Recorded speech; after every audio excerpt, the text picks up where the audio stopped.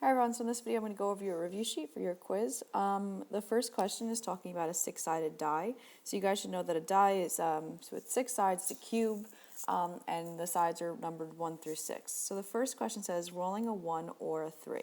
So this is an OR probability, which means you need to add. And we also want to make sure that we add and then keep in mind that there could be an overlap, meaning that they could be both a 1 and a 3.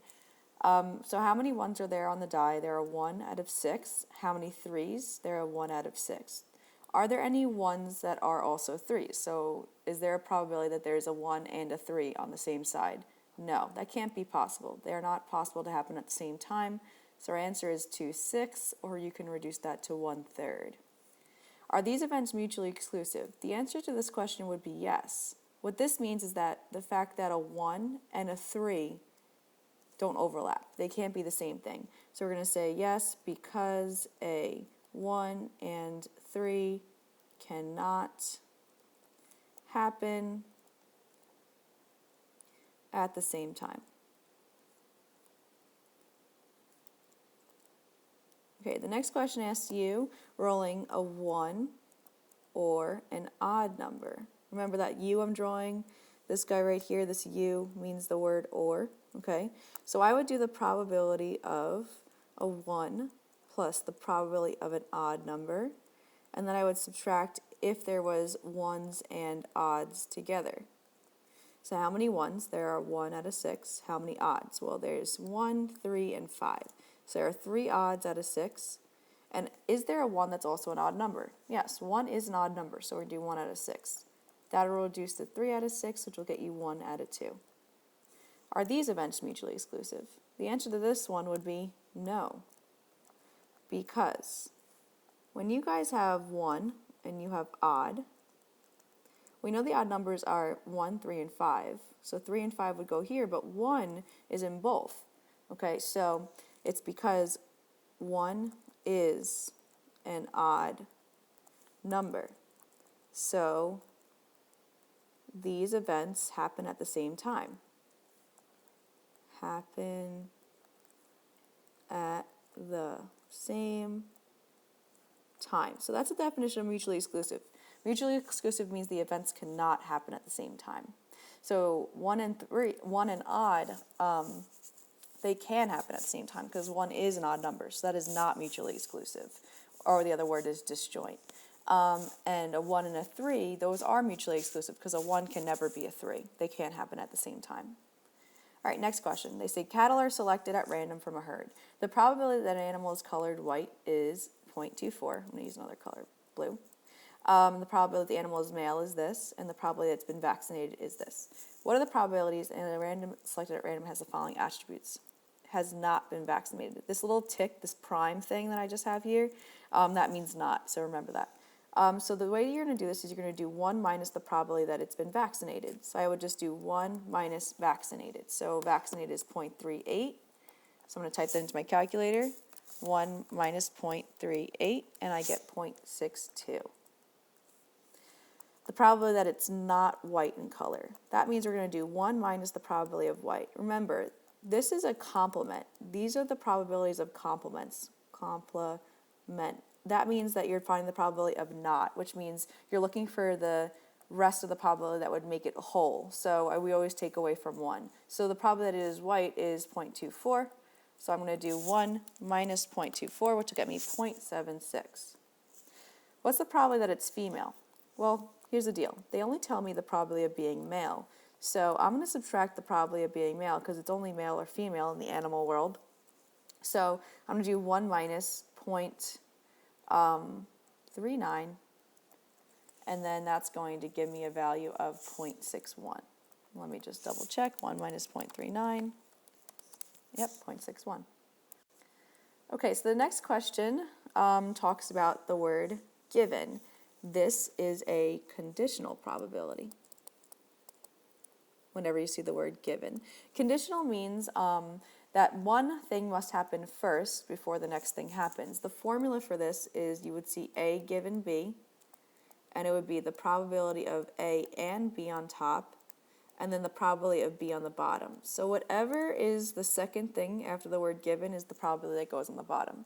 So in this question, we have Rolling Acres housing plan. They say 42% of the houses have a porch and 60%, have a porch and a garage, sorry, and 60% just have a porch. So right now I got 0.42 have porch and garage, and 0.60 have just a porch. They want us to find the probability it has a garage given it has a porch. So that means I'm going to do the probability of garage and porch on top, and then what's on the bottom? Well, that's whatever this guy is. So the P is on the bottom, so the probability of a porch. Don't get confused. I know that we wrote P and G here, but we wrote G and P here. They're the same thing. It's kind of like the commutative property. They can go either way. And probably a porch is 0.6, so I'm going to do 0.42 divided by 0.6, and we're going to get 0.7. Okay. So, great. That's your answer right there. The next question deals with a table. So the first thing I noticed with this table is that they do not have totals. So whenever you do not have a total, you're going to have to make the totals. Okay. So just add the numbers. So I'm going to add these guys here to fill in the table, and I'll get 120. I'll add these guys, 6 and 54 to get 60. I'll add these to get 180. I'll add 108 and 54 to get 162, and 12 and 6 to get 18. So now I have my totals, which is very important because you can't do a probability without having the whole. So we're going to do the probability of a late arrival. The probability of being late would be right here. All of the lates, the 12 plus the 6. That's 18 out of how many? 180. Majority of these probabilities will always be out of 180. There's only one that will not be out of 180, and I'll talk about why in a second. The probability of being on time. Okay, so here's my on time. That is 162 out of 180 because there are 162 flights that are on time out of 180. The probability it's domestic. So I'm going to find domestic on my table. That's this plus this. So that's 120. We got 120 again out of 180. You can reduce these fractions, but I usually just leave them unless they ask me to write them as a decimal.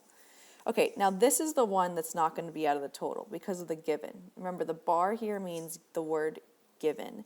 So we're going to look at the table. You actually don't need the formula when you have a table. It's very easy to get a given probability when you have a table. So what I'm going to do is I'm going to think, what is my condition? The condition is that it's a domestic flight. So domestic flights are right here, and I'm going to circle that row. You're always going to circle your conditions row. And that's what I'm going to look at. I'm not going to look at any part of the table. I'm only going to look at that circled row. So that means that my new total is this 120, because that's the total of that row. And the probability that you're late is 12. So again, this is the only one that's not out of 180. Okay, the probability that it's domestic and on time. This will be out of 180 because it's not given. To find and, what you're going to do, this is the easiest way to do it, is to find both things. So domestic is here. I draw a line through it with the red. And on time is here. This is where they cross. So that's your answer, 108 out of 180. That's where they intersect. The and is another word for intersection. Okay, this is like the trickiest one. It's still going to be out of 180, and there are two ways to do an or. So the first way is to look at the table. Let me see if I can erase. Yes, I can. Okay, cool. All right, so you're going to want to find the things that talk about domestic and on time, okay? But don't look at the totals for this. This is one way of doing it. So domestic is 12, 108, and on time would be 108 and 54. Now notice 108 got circled twice, okay? So we don't want to double count that. So this is the way that I do it. I just add 12, 108, and 54. And you would get 174 out of 180. But there's another way to do it, so let me just show you what I'm talking about. So let me erase this. Oh, I'm highlighting. Hold on. Can I erase this? All right, well, I can't, so that's okay. This is the last one anyway, so I'll just highlight like what I was talking about.